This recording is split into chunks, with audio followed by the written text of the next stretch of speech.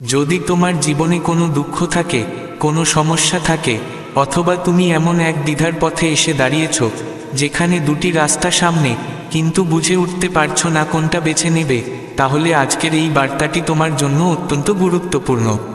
আমাদের জীবনে এমন অনেক সময় আসে যখন আমরা দ্বিধায় পড়ে যাই এবং ঠিক সময়ে সঠিক সিদ্ধান্ত নিতে পারি না। এমন পরিস্থিতিতে শ্রীমদ্ভগবদ্গীতার উপদেশে লুকিয়ে থাকে জীবনের প্রতিটি সমস্যার সমাধান। গীতার কথা একবার মন দিয়ে শুনলেই তোমার অস্থিরতা শান্ত হয়ে যাবে, মনে এক অপার্থিব প্রশান্তি ছড়িয়ে পড়বে। বলা হয়, গীতা একবার পড়লেই কিংবা মন দিয়ে শুনলেই পূর্বজন্মের পাপ পর্যন্ত এই জন্মেই নাশ হয়ে যায়। এই মহাগ্রন্থের উপদেশ ভগবান শ্রীকৃষ্ণ নিজে দিয়েছিলেন অর্জুনকে, যা পরবর্তীতে গীতার রূপ নিয়েছে। যদিও এই গ্রন্থ বহু প্রাচীন, তবু বর্তমান যুগেও এটি জীবনের প্রতিটি জটিলতায় আলোকবর্তিকা হয়ে ওঠে। গীতা এমন এক জীবনচর্চার পথ শেখায় যা নির্ভর করে বিশ্বাস এবং ত্যাগের উপর। যতক্ষণ না তোমার মধ্যে বিশ্বাস থাকবে, ততক্ষণ কিছু অর্জন সম্ভব নয়। আর ততক্ষণ তুমি কিছু পাবে না যতক্ষণ না ত্যাগের মানসিকতা থাকবে না। বিশ্বাস ও প্রত্যাগী সবকিছু অর্জনের মূল চাবিকাঠি। জীবনে পরিস্থিতি বুঝে যে দৃষ্টিভঙ্গি আমরা রাখি, তাই আমাদের ভবিষ্যতের গঠন নির্ধারণ করে। যারা সব সময় নেতিবাচকভাবে চিন্তা করে, তাদের জীবনে সমস্যার ঘনঘটা লেগেই থাকে। যেমন মানুষের চিন্তার ধরন একরকম হয় না, তেমনি পৃথিবীকে দেখার ও বোঝার দৃষ্টিও একরকম হয় না। কেউ সব সময় ইতিবাচকভাবে চিন্তা করে, কেউ সারাক্ষণ খারাপ ভাবনায় ডুবে থাকে। কেউ হয়তো এমন যার মধ্যে কিছু না কিছু ভালো দিক থাকে, আবার কেউ এমন যে প্রতিটি বিষয়ে শুধু ক্ষতি খুঁজে বেড়ায়। অথচ দুজনেই ভাবেন যে তাদের ভাবনাই সঠিক। কিন্তু প্রকৃতপক্ষে এই দুই দৃষ্টিভঙ্গির মধ্যে কেবল একজনই সঠিক হন। এটা বোঝাতে একটা ছোট্ট গল্প বলা যেতে পারে। পুরনো এককালে এক মাতাল ব্যক্তির দুই ছেলে ছিল। স্ত্রী মারা যাওয়ার পর ওই লোক প্রতিদিন মদ খেয়ে বাড়িতে হাঙ্গামা করত। ছেলেরা ধীরে ধীরে বড় হলো, কিন্তু তারা বাবার নেশার জন্য অত্যন্ত কষ্ট পেত। একসময় সেই মাতাল পিতাও মারা গেলেন। এরপর দেখা গেল বড় ছেলে বাবার মতো মদ্যপ হয়ে গেল, আর ছোট ছেলে হয়ে উঠল শিক্ষিত ও সমাজের একজন সম্মানীয় মানুষ। লোকেরা অবাক হয়ে ভাবতে লাগল, একই পরিবার, একই অভিজ্ঞতা, অথচ দুই ভাইয়ের জীবন দুই মেরুতে। একদিন বড় ভাইকে প্রশ্ন করা হলো, তুমি সারাক্ষণ মদ খাও, ঝগড়া করো, এর কারণ কি? সে জবাব দিল, আমার বাবা এর জন্য দায়ী। তিনি প্রতিদিন মদ খেতেন, তাই আমিও তাদের মতো হয়ে গেছি। এরপর লোকেরা ছোট ভাইয়ের কাছে গেল এবং একই প্রশ্ন করল, তুমি এত সফল হলে কিভাবে? ছোট ভাই উত্তর দিল, আমার বাবাই আমার প্রেরণা। আমি ছোটবেলা থেকেই দেখেছি তিনি কিভাবে নিজের জীবন ধ্বংস করেছেন। তখনই স্থির করেছিলাম, তার মতো আমি কখনো হব না। আমি এমন কিছু করব যা অন্যদের কষ্ট না দিয়ে সম্মান নিয়ে বাঁচতে সাহায্য করে। এই গল্প আমাদের শেখায়, জীবনে পরিস্থিতি নয়, তোমার দৃষ্টিভঙ্গি ঠিক করে দেয় তুমি কেমন মানুষ হবে। যে ইতিবাচকভাবে ভাবতে শিখেছে, সাফল্য একদিন তার কাছে পৌঁছবেই। যারা নেতিবাচক ভাবনায় ডুবে থাকে, সমস্যার জালেই আটকে থাকে। অন্যের ভুল থেকে শিক্ষা নিয়ে যদি ইতিবাচক মনোভাব নিয়ে এগিয়ে চলা যায়, তবে জীবনও সাফল্যের দিকে এগিয়ে যায়। আরেকটি গুরুত্বপূর্ণ বিষয় যা গীতায় বলা হয়েছে, তা হলো রাগ বা ক্রোধ। রাগ এমন একটি বিষ যা কাউকে সরাসরি মেরে ফেলে না, কিন্তু ধীরে ধীরে নিজের মতো করে বিষাক্ত করে তোলে। ভগবান শ্রীকৃষ্ণ নিজে বলেছেন, রাগ থেকে বিভ্রান্তি জন্মায়, বিভ্রান্তি থেকে স্মৃতিভ্রংশ, স্মৃতিভ্রংশ থেকে বুদ্ধির বিনাশ এবং বুদ্ধির বিনাশেই মানুষের পতন ঘটে। রাগে মানুষ নিজেকে হারিয়ে ফেলে, মুখ থেকে এমন কথাও বেরিয়ে যায় যা বিষের চেয়েও ভয়ঙ্কর। হয়তো অনেকেই আছো যারা রাগের বশে অনেক সম্পর্ক, বন্ধুত্ব কিংবা ঘনিষ্ঠতা হারিয়েছ। তখন প্রশ্ন জাগে, এই রাগের আগুন নেভানো যায় কিভাবে? এই কথাটি বোঝানোর জন্য একটি প্রাচীন গল্প রয়েছে। এক গ্রামে এক রাগী নারী বাস করত। তার স্বভাব এমন ছিল যে সামান্যতেই সে রেগে যেত এবং মুখ দিয়ে যা খুশি বলে ফেলত। এই কারণে তার পরিবার তো বটেই, পুরো গ্রামও ভীষণ বিরক্ত ছিল। যদিও রাগ কমে গেলে সে অনুশোচনা করত, কিন্তু ততক্ষণে ক্ষতি হয়ে যেত। সে নিজেও চাইতো রাগ কমাতে, কিন্তু কিছুতেই পারত না। একদিন সেই গ্রামে এক সাধু এলেন। সেই নারী তার কাছে গিয়ে নিজের সমস্যার কথা জানালো। সাধু তাকে একটি ছোট শিশি দিলেন এবং বললেন, যখন রাগ আসবে তখন এই শিশির মুখে লাগিয়ে রেখে দেবে, কিন্তু কিছুতেই মুখ খুলবে না যতক্ষণ না রাগ কমে যায়। নারী কথা মতো কাজ করল। কিছুদিন পর তার রাগ অনেকটাই কমে গেল। সে আনন্দিত হয়ে আবার সাধুর কাছে এল এবং বলল, আপনার ওষুধ অসাধারণ কাজ করেছে। তখন সাধু হেসে বললেন, ওটা কোনো ওষুধ নয়, ও ছিল শুধু পানি। আমি তোমায় মৌন থাকার উপায় দিয়েছি, রাগের সময় যেন তুমি কিছু না বলো, এই জন্যই শিশিটি দিয়েছিলাম। আসলে রাগের সময়ে মৌন থাকাই একমাত্র পথ, যাতে কথা কাটাকাটি না হয়, সম্পর্ক ভেঙে না পড়ে। তাই যখনই রাগ অনুভব হবে তখন একটুখানি থেমে যাও, চুপ করে যাও। এটাই তোমার সবচেয়ে বড় জেতা হবে। এছাড়াও গীতা আমাদের শেখায় নিজের মূল্যায়ন করতে। ভগবান শ্রীকৃষ্ণ বলেন, সফল হতে হলে প্রথম কাজ হলো নিজেকে চেনা। নিজেকে চেনা মানে নিজের ভিতরের শক্তি, দুর্বলতা, উদ্দেশ্য, ভাবনা ও চেতনার সঙ্গে সৎভাবে মুখোমুখি হওয়া। তুমি কে, কেন এই পথে চলেছ, তোমার লক্ষ্য কি, কি কারণে তোমার উদ্দেশ্য পূরণ হচ্ছে না, এসব প্রশ্নের উত্তর খুঁজে পেলে তবেই তুমি তোমার পথ খুঁজে পাবে। অনেকেই সারা জীবন অন্যকে বুঝতে চায়, অথচ নিজেকে চিনতে চায় না। কিন্তু যদি তুমি অন্যকে বোঝার পরিবর্তে নিজের মধ্যে প্রবেশ করো, নিজের অন্তরের সঙ্গে আলাপ করো, তাহলে তুমি এমন কিছু করতে পারো যা হয়তো নিজেও কল্পনা করনি। তাই এখনই জেগে ওঠো, নিজেকে চিনো, নিজের শক্তি চিনো, তাহলেই তুমি ইতিহাস সৃষ্টি করতে পারবে। গীতার আরেকটি অনন্য শিক্ষা হলো মনকে নিয়ন্ত্রণ করা। মন চঞ্চল, তবে সেটাই যদি নিজের আয়ত্তে আনা যায়, তাহলে মনই হবে সবচেয়ে বড় শক্তি। তোমার মনই তোমার ভবিষ্যতের রচয়িতা। এই মন দিয়েই তুমি আশ্চর্য ভালো কিছু তৈরি করতে পারো। আবার এই মনই তোমাকে বিপদে ফেলতে পারে যদি তা তোমার নিয়ন্ত্রণের বাইরে চলে যায়। শ্রীকৃষ্ণ বলেন, মন অস্থির হয়ে ওঠে, এটাই তার স্বভাব। আমাদের মন ভাবে, যদি সে একটার পর একটা বিষয় নিয়ে ভাবতে থাকে, তাহলে ভবিষ্যতের সব বিপদ বা সমস্যা থেকে আমাদের রক্ষা করতে পারবে। কিন্তু বাস্তবতা একেবারেই আলাদা। আমরা জীবনের অনেক সময় শুধু চিন্তা করতে করতেই পার করে দিই, যেসব চিন্তা আমাদের ক্লান্ত, উদ্ভ্রান্ত আর বিভ্রান্ত করে তোলে। বলো তো, আপনি কি কোনো কাককে বলতে পারবেন সে যেন কাকা না করে? বা কোনো ব্যাঙকে বলবেন সে যেন পানি দেখেই লাফ না দেয়? আমাদের মনও তেমনি। জীবনে ভালো হোক বা মন্দ, মন তখনই তার কোকো শুরু করে দেয়, মানে চিন্তা আর দুশ্চিন্তার ফাঁদে ফেলে দেয় আমাদের। ছোট একটা বিষয় হলেও মন তা নিয়ে বর্ষর আগুন জ্বালিয়ে তোলে।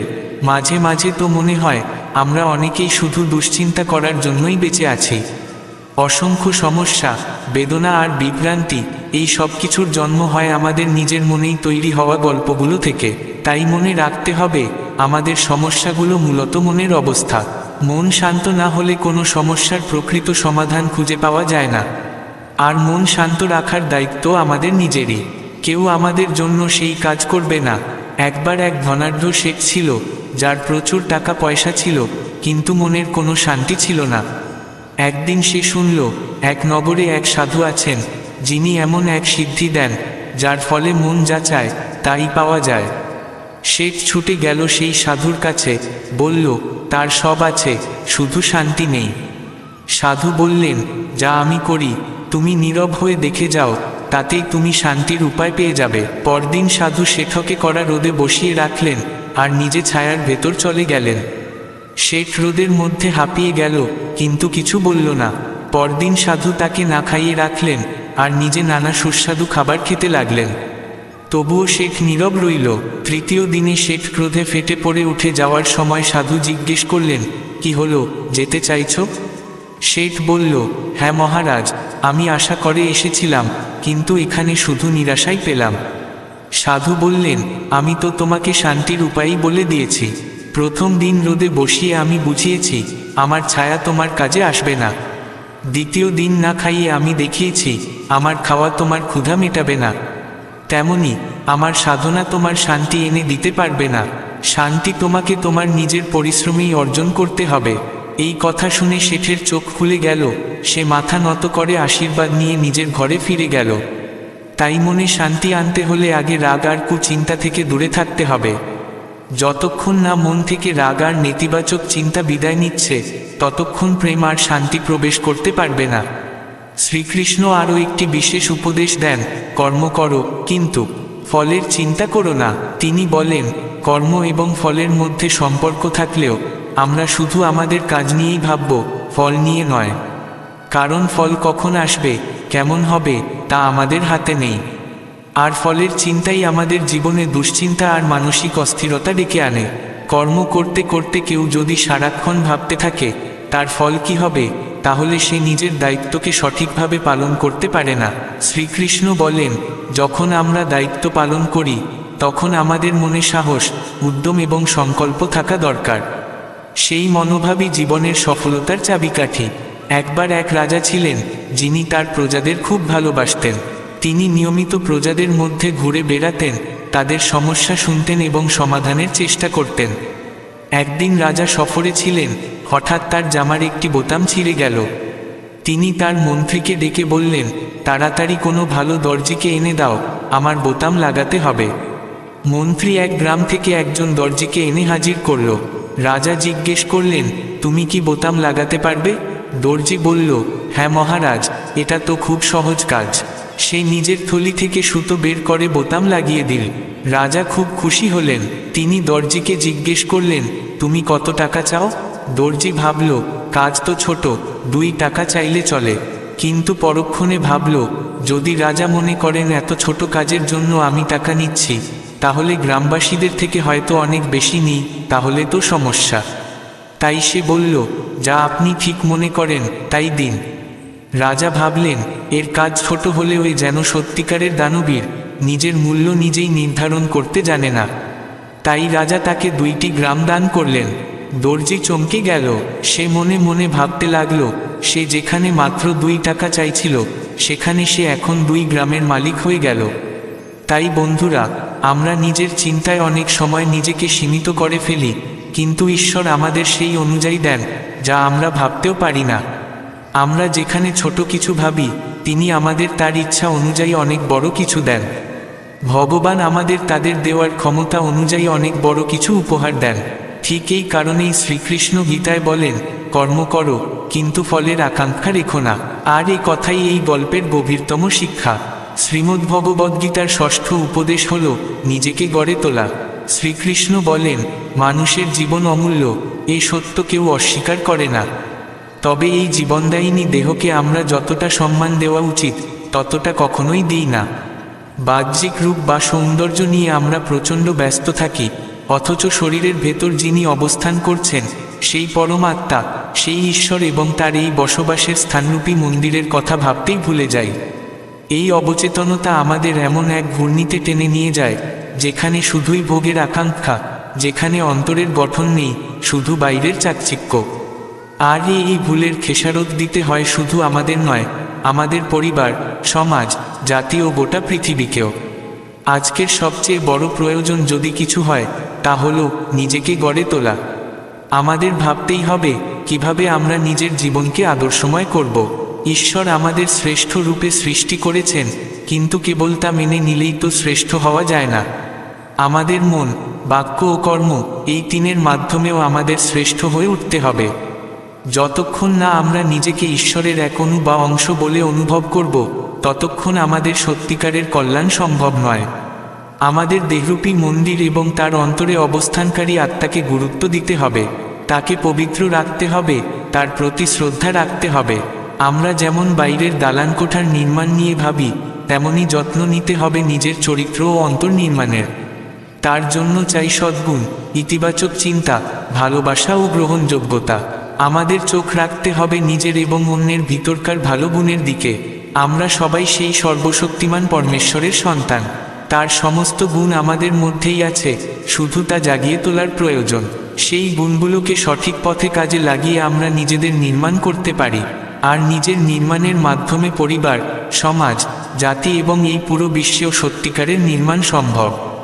চলুন আজকের এই সকালকে নিজের অন্তর্গঠন বা আত্মনির্মাণের প্রথম ভোর হিসেবে গ্রহণ করি।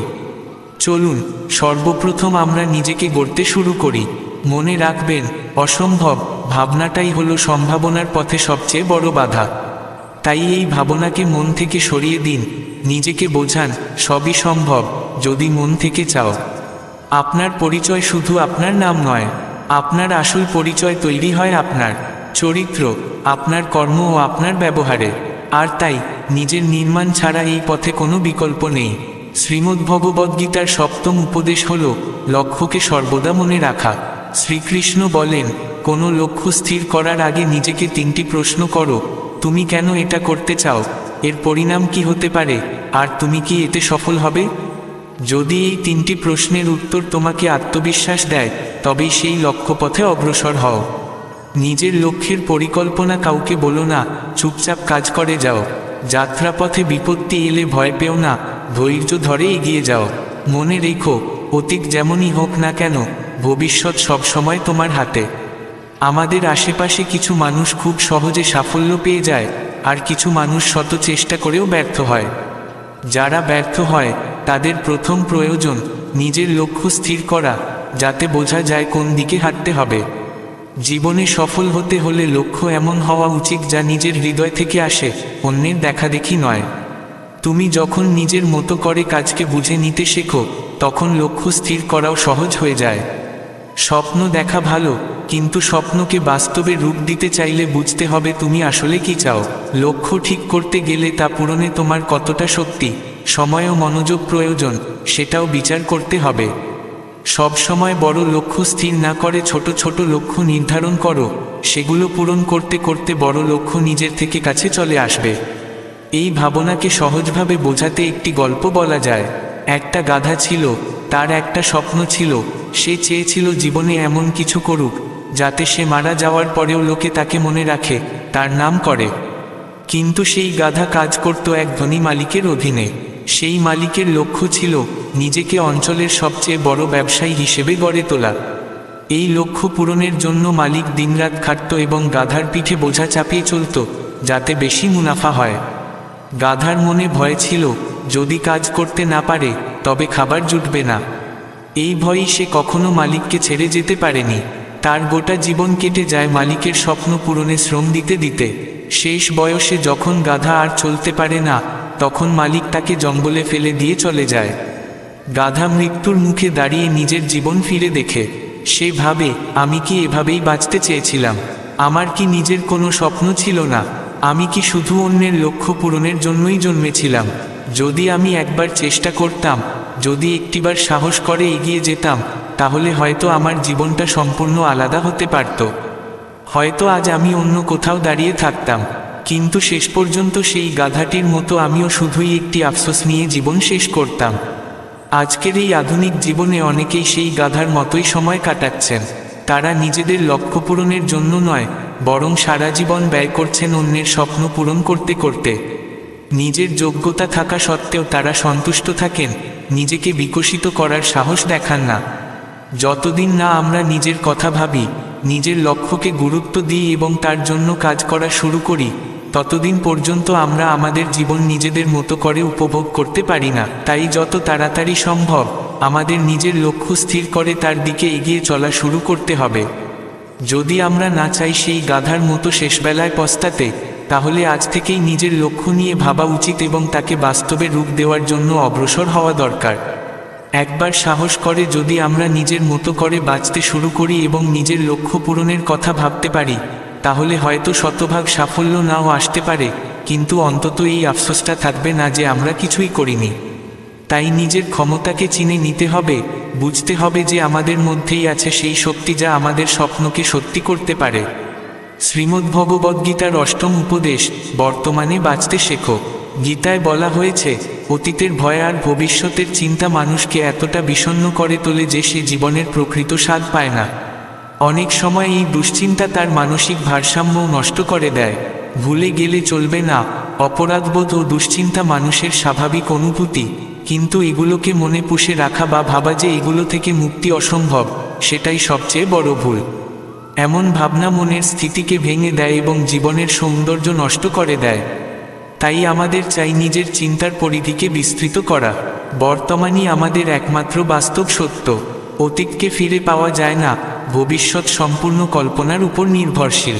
এই মুহূর্তই আমাদের ভবিষ্যতের জন্মদাতা। তাই আমাদের বর্তমানকে সুন্দর করে গড়ে তুলতে হবে, যাতে আগামীকাল নিজে থেকেই উজ্জ্বল হয়ে ওঠে। আমাদের সময় সীমিত, তাই তা অতীত নিয়ে ভাবতে বা ভবিষ্যতের ভয়কে পুষে রাখতে অপচয় করা যাবে না। একটা পরিকল্পনা তৈরি করতে হবে এবং সেই অনুযায়ী প্রতিদিনের প্রতিটি মুহূর্তকে কাজে লাগাতে হবে। আমরা যা করি ঠিক সেটাই আমাদের আগামী দিনের পরিচয় গড়ে তোলে। বর্তমানে বাঁচতে পারাই সুখ ও সফলতার আসল চাবিকাঠি। আজকের দিনই হলো সেই সঠিক সময়, কারণ আমাদের কাছে এখনই হলো বাস্তব। অতীত আমাদের শিক্ষা দেয়, ভবিষ্যৎ আমাদের লক্ষ্য ঠিক করে দেয়, কিন্তু বর্তমান আমাদের হাতে গড়ে তোলার একমাত্র সুযোগ। চেষ্টা করো যাতে প্রতিটি আজ হয়ে ওঠে পূর্ণ, আনন্দময় ও সার্থক। শ্রীমদ্ভগবদ্গীতার নবম উপদেশ, নিজের উপর বিশ্বাস রাখো। শ্রীকৃষ্ণ বলেন, যতক্ষণ না তুমি নিজেকে বিশ্বাস করছো ততক্ষণ অন্য কেউ তোমাকে বিশ্বাস করবে না। জীবনে সফল হতে চাইলে নিজের স্বপ্নের পেছনে ছুটতে হবে, নিজের লক্ষ্যকে খুঁজে পেতে হবে, আর তাকে বাস্তবে রূপ দেওয়ার জন্য সদা প্রস্তুত থাকতে হবে।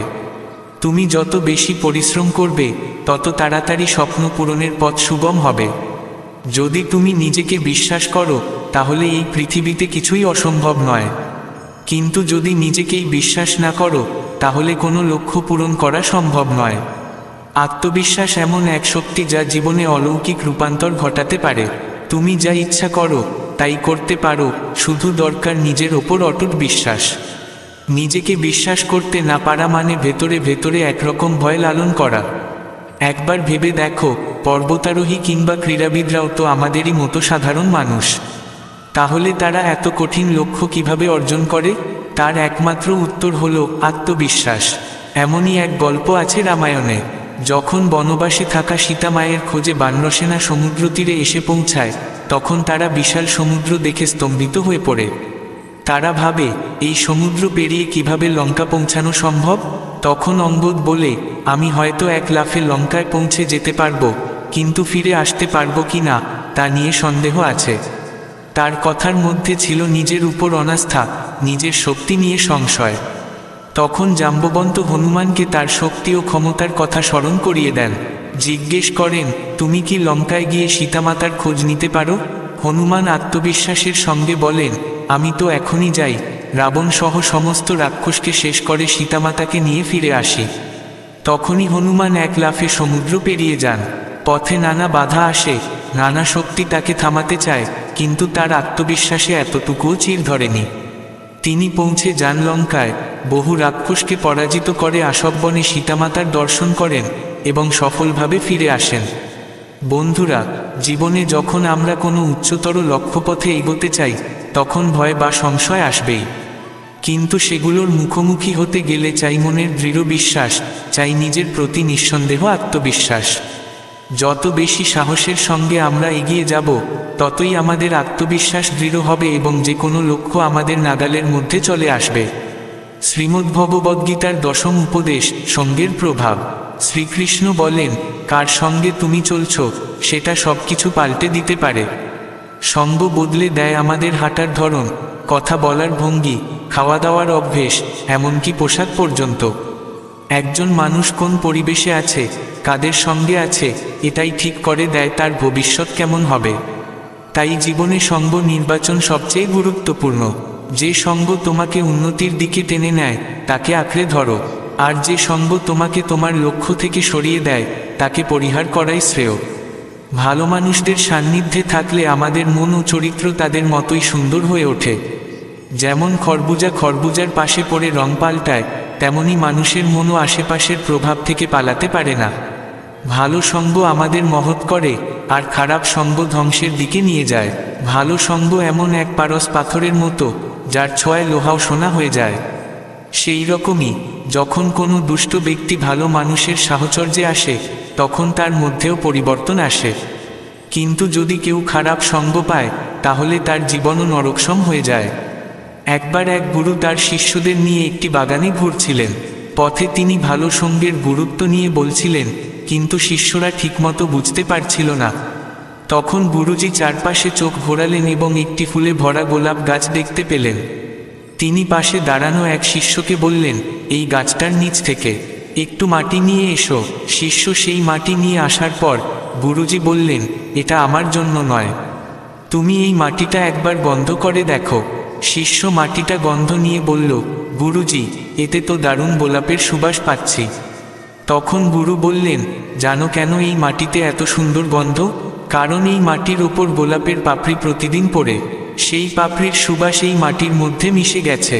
যেমন এই মাটিতে গোলাপের ঘ্রাণ এসে গেছে, তেমনি জীবনের চলার পথে যার সঙ্গ আমরা গ্রহণ করি তার প্রভাবও আমাদের ভিতরে এসে যায়। ঠিক তেমনি যার সঙ্গে আমরা থাকি তার গুণ বা দোষ ধীরে ধীরে আমাদের ভিতর ঢুকে পড়ে। এই জন্যেই জীবনে সবসময় ভালো মানুষের সঙ্গে থাকা উচিত, যাতে আমরা নিজেরাও একদিন ভালো মানুষ হয়ে উঠতে পারি। ভগবদ্গীতার আরেকটি গভীর উপদেশ হল, অপূর্ণ জ্ঞান বিপজ্জনক। শ্রীকৃষ্ণ বলেন, জ্ঞানী ও অজ্ঞানী মানুষকে বোঝানো যায়, কিন্তু যে মানুষ অর্ধেক জানে তাকে বোঝানো এমনকি ব্রহ্মার পক্ষেও সম্ভব নয়। অপূর্ণ জ্ঞান কেবল বিভ্রান্তি আনে, কোনো উপকারে আসে না। অনেক সময় তা কারো জীবনের সর্বনাশও করে দিতে পারে। একবার এক ধনী বণিক ব্যবসায় সফলতার শিখরে উঠেছিল। সে ভাবল আশপাশের গ্রামেও ব্যবসা ছড়িয়ে দেবে। এমন সময় একজন লোক এসে বলল, আমি তোমার সঙ্গে অংশীদার হতে চাই। ধনী লোকটি ভাবল, কাজ বাড়ছে, একজন সঙ্গী দরকারি, তাই তাকে সঙ্গী করে নিল। সেই নতুন লোকটি খুব পরিশ্রমী ছিল। দুজনের চেষ্টায় ব্যবসা দ্রুত বাড়ল। একদিন এক পুরনো বন্ধু সেই বণিকের কাছে এল। সে নতুন অংশীদারকে দেখে চিনে ফেলল। সে জানত লোকটি চতুর, ধোঁকাবাজ এবং শেষে প্রতারণা করে পালিয়ে যায়। কিন্তু সে নিজেকে শাস্ত্রজ্ঞ মনে করত। সে শাস্ত্রে পড়েছিল, কারো সম্বন্ধে খারাপ কিছু বলা পাপ। তাই সে বন্ধুকে কিছু না বলে শুধু বলল, তোমার নতুন সঙ্গী খুব পরিশ্রমী ও সবার বিশ্বাস জিতেছে। কিছুদিনের মধ্যে সেই নতুন অংশীদার বণিকের পূর্ণ বিশ্বাস অর্জন করে। বণিক নিজের ধনের চাবিও তার হাতে তুলে দেয়। এক রাতে সে সব টাকা নিয়ে পালিয়ে যায়। পরদিন যখন বণিক জাগে, দেখে সব কিছু উধাও। সে দৌড়ে তার বন্ধুর কাছে যায় এবং সব কিছু বলে। বন্ধু তখন বলল, আমি তো আগে থেকেই জানতাম সে একজন চোর। তখন বণিক রেগে গিয়ে বলল, যদি জানতেই তাহলে আগে বলনি কেন?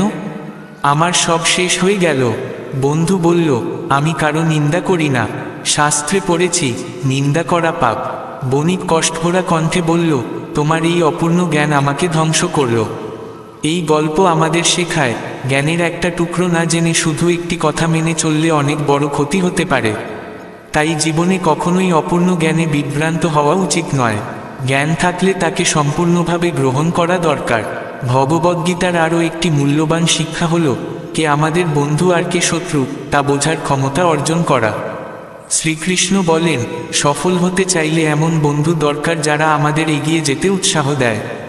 আর যদি নিজেকে আরও শীর্ষে দেখতে চাই, তাহলে এমন শত্রুও দরকার যারা আমাদের বাধা দেয়, কারণ তখন আমরা নিজেকে প্রমাণ করার জন্য আরও বেশি পরিশ্রম করি। তাই কারো শত্রুতা আমাদের শক্তির উৎস হয়ে উঠতে পারে। যতদিন না আপনি শত্রুর দুর্বলতা বুঝতে পারেন, ততদিন তার সঙ্গে বন্ধুত্বই ভালো, যাতে আপনি তার অভ্যন্তরের কৌশল জানতে পারেন।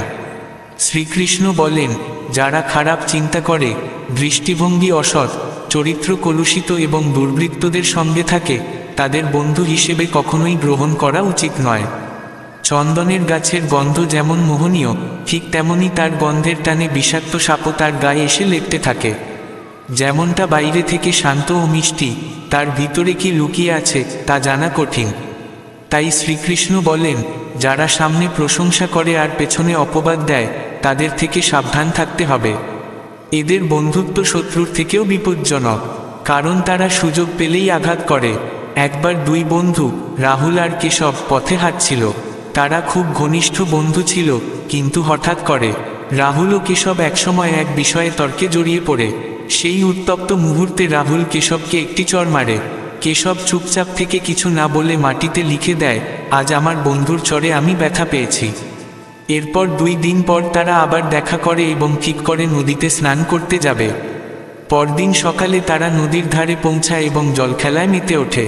সেই সময় কেশবের পা পিছলে যায় এবং সে জলে ডুবে যেতে থাকে। রাহুল সঙ্গে সঙ্গে এগিয়ে গিয়ে নিজের প্রাণপণ চেষ্টায় কেশবকে বাঁচিয়ে ফেলে। এই ঘটনার পর কেশব একটি পাথরের গায়ে খোদাই করে লেখে, আজ আমার প্রিয় বন্ধু আমাকে মৃত্যুর হাত থেকে বাঁচিয়েছে। রাহুল তখন কেশবকে জিজ্ঞেস করে, যখন আমি তোমাকে চড় মেরেছিলাম তুমি তা মাটিতে লিখলে, আর আজ যখন আমি তোমায় বাঁচালাম তুমি তা পাথরে খোদাই করলে, এটা কেন? কেশব শান্তভাবে উত্তর দেয়, যখন কোনো প্রিয়জন আমাদের কষ্ট দেয় বা কিছু ভুল করে ফেলে, তখন সেই কথাগুলো আমাদের হৃদয় না রেখে বালির মতো উড়িয়ে দেওয়া উচিত, যেন বাতাস এসে তা মুছে নিয়ে যায়। কিন্তু যখন কোনো প্রিয়জন আমাদের জন্য ভালো কিছু করে, তখন তা পাথরে খোদাই করে রাখতে হয়, যাতে সময়ের ঝড়েও সেই স্মৃতি মুছে না যায়। বন্ধুত্ব যেখানে থাকে, ভালোবাসাও সেখানে বাস করে। আর ভালোবাসা থাকলে মাঝে মাঝে মতবিরোধ, ঝগড়া বা আঘাত আসতেই পারে। যদি সেই ক্ষণিকের রাগকে আমরা হৃদয়ে ধরে রাখি, তাহলে বন্ধুত্ব বা সম্পর্ক কখনোই টিকে থাকতে পারবে না। এক বন্ধু আপনাকে রাগ করে আঘাত করতেও পারে, আবার আপনার জন্য নিজের জীবন ঝুঁকিতে ফেলে লড়তেও পারে। একদিকে যেমন তার ভুলগুলিকে উপেক্ষা করতে হবে, তেমনি অন্যদিকে তার ভালোবাসা, সাহস আর আত্মত্যাগকে চিরকাল মনে রাখতে হবে। শ্রীমদ্ভগবদ্গীতার 13 অধ্যায়ে শ্রীকৃষ্ণ বলেন, জীবনের পথে আমাদের নিজেদের ধর্ম বা কর্তব্য অনুসারে কাজ করা উচিত। যদি কোনো শিশু ছাত্র হয়, তবে তার প্রকৃত ধর্ম হচ্ছে পড়াশোনায় মনোনিবেশ করা। একজন সৈনিকের ধর্ম হচ্ছে মাতৃভূমির রক্ষা করা। একজন রাজার কর্তব্য তার প্রজাদের সুরক্ষা নিশ্চিত করা। পিতামাতার ধর্ম সন্তানের প্রতি ভালোবাসা ও দায়িত্ব পালন করা, এবং সন্তানদের ধর্ম তাদের বৃদ্ধ মা বাবার সেবা ও শ্রদ্ধা করা। একজন শাসকের ধর্ম হল অন্যায় অত্যাচার থেকে জনগণকে রক্ষা করে ন্যায়বিচার প্রতিষ্ঠা করা। এই পৃথিবীর ভারসাম্য তখনই রক্ষা পাবে, যখন প্রত্যেকেই নিজের নিজস্ব দায়িত্ব ও কর্তব্য নিষ্ঠার সঙ্গে পালন করবে। তখন সমাজে না কেউ অশান্ত হবে, না কারো মধ্যে অসন্তোষ থাকবে। এই ধারাই এক সুস্থ সমাজ গঠনের ভিত্তি। শ্রীকৃষ্ণ গীতার 14 উপদেশে বলেন, এই জগতে অধিকাংশ মানুষ ধ্বংস হয় নিজেদের অহংকারের কারণে। তারা বিশ্বাস বা শ্রদ্ধাকে নয়, নিজের অহংবোধকে বেশি মূল্য দেয়। সেই আমি, আমার, আমি সব জানি, এই মনোভাবই তাদের বড় হতে দেয় না। একজন অহংকারী মানুষের জগৎ তার নিজের মধ্যেই সীমাবদ্ধ থাকে। সে শুধু নিজের কথাই ভাবতে থাকে, ফলে ধীরে ধীরে একা হয়ে পড়ে। আমার মা প্রায়ই বলতেন, জীবনে যতই উপরে ওঠো, যত বড়ই হও, একটা কথা সবসময় মনে রেখো, তোমার সফলতা যেন কখনো তোমার মাথার ভেতর গিয়ে বসে না যায়।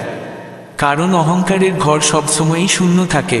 একজন গর্বিত মানুষের পাশে কেউ থাকতে চায় না, কারণ সে নিজেকে বড় করে তুলতে অন্যদের ছোট করতে চায়। মানুষের হওয়া উচিত একটি আমগাছের মতো, যার ডালে যত বেশি পাকা ফল ধরে, সেই ডাল তত বেশি নত হয়।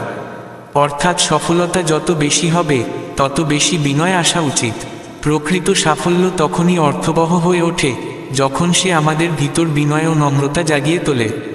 নিজের কৃতিত্ব নিয়ে গর্ব করা যায়, কিন্তু অহংকার নয়।